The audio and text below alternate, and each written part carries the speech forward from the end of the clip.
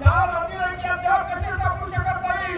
250 kilometre सीमेच्या पाकिस्तानच्या सीमेवरून पहलगामपर्यंत हे अतिरेकी येतात आणि आतमध्ये घुसून आमच्या निष्पाप लोकांचा बळी घेतात, पण त्याची चिंता येणार नाही। आणि काय सांगतात जयशंकर जी आमचे विदेश मंत्री, हमने पाकिस्तान को बता दिया था कि हम हमला करने वाले हैं, तुम तैयार रहो। अरे भाजपाची भाजपाची करत जर हे सांगत असतील कि हम वहां पे हम स्ट्राइक करने हम लोग वहां पे हमला करने वाले हैं पाकिस्तान के हमारे वहां के अतिरेकी के अड्डों पर, तो ये अतिरेकी थांबतील का? ये सैनिक थांबतील? हे आणि हिरमिरी फरक करून सैनिकांना बदनाम करण्याचं काम या देशातील भारतीय जनता पक्ष करते। आणि पुढे असं सांगेल की तुमच्या तिथे बॉम्ब टाकणार आहे, तिथे आम्ही मिसाईल टाकणार आहे, पण हे सांगितले आणि वरून हे सांगतात भारतीय मीडिया।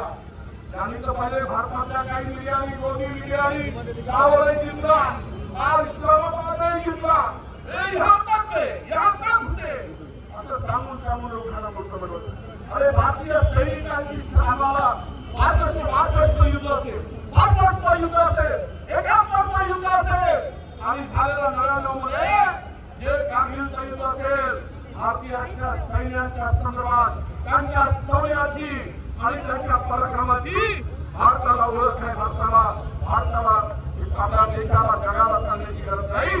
आज जगामध्ये भारतीय सैन्य आणि त्यांचं नाव हे प्रचंड मोठं नाव आहे। भारताला कोणी झुकवू शकत नाही, पण अमेरिकेने का मनामध्ये आलं?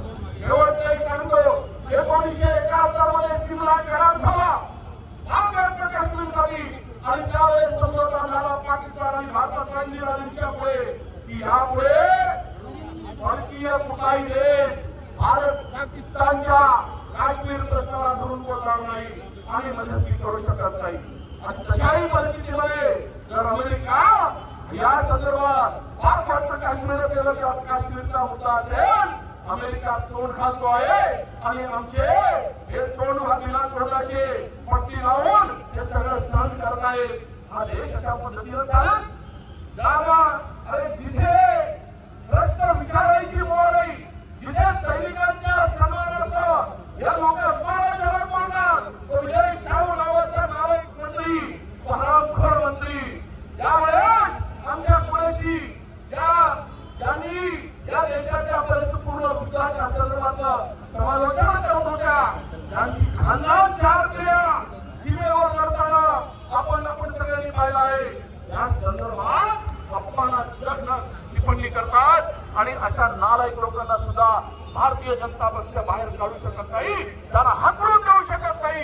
यावर आपण काय समजायचं? उपमुख्यमंत्री मध्यप्रदेशचा मंडळी देश तोडणारी आहे, हिंदू मुस्लिम भारत पाकिस्तान मंदिर मस्जिद करून या देशातील मूलभूत प्रश्न बाजूला सारून हा देश उद्ध्वस्त करण्यासाठी या लोकांची भूमिका आहे। कारण हे काही करू शकत नाही, देशाला पुढे नेऊ शकत नाही। म्हणून आजचा दिवस आम्हाला माणसाला माणूस जोडायचा, आजचा दिवस आपल्या सर्वांना एकतेचा, सद्भावनेचा, सलोख्याचा दिवस म्हणून हा भारत उभा करायचा आहे। म्हणून आजच्या राजनीतीच्या पुण्यतिथीच्या निमित्तानं एक सैन्याला देश आणि काँग्रेस या देशाच्या सैनिकांच्या पाठीमागे खंबीरपणे उभे आहे। त्यांना पाठिंबा देत असताना या देशासाठी जे आमचे सैनिकांनी रक्तसागर बलिदान दिलं, त्या सैनिकांचा सुद्धा सलाम करण्यासाठी, त्यांचं स्मरण करण्यासाठी आणि सीमेवर लढणाऱ्या आमच्या सैनिकांना सलाम करण्यासाठी, अभिवादन करण्यासाठी आजची रॅली आयोजित केली। मी सांगू इच्छितो की ही रॅली जी आली, ही रॅलीमध्ये उत्स्फूर्तपणा होता, देशप्रेम होतं, यामध्ये देशाच्या संदर्भात गर्व होता, तिरंग्याचा सन्मान होता। पण आपण पाहिली यांच्या रॅल्या, भारतीय जनता पक्षाची रॅली पाहिली, सगळे माणसं काय आणले तर रोजीचे आणले तसं लोक सांगत होते।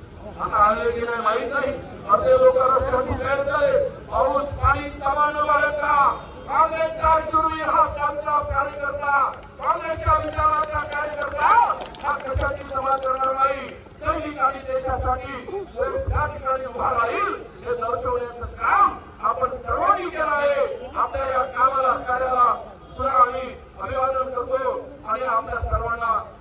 ठिकाणी मोठ्या संख्येनं आपण आला देश संकटात होईल त्यावेळेस देशाला वाचवण्याचं काम काँग्रेसच करेल दुसरा कोणी करू शकत नाही हे दर्शवण्याचं काम आपण या निमित्तानं केलं आपल्या सर्वांचा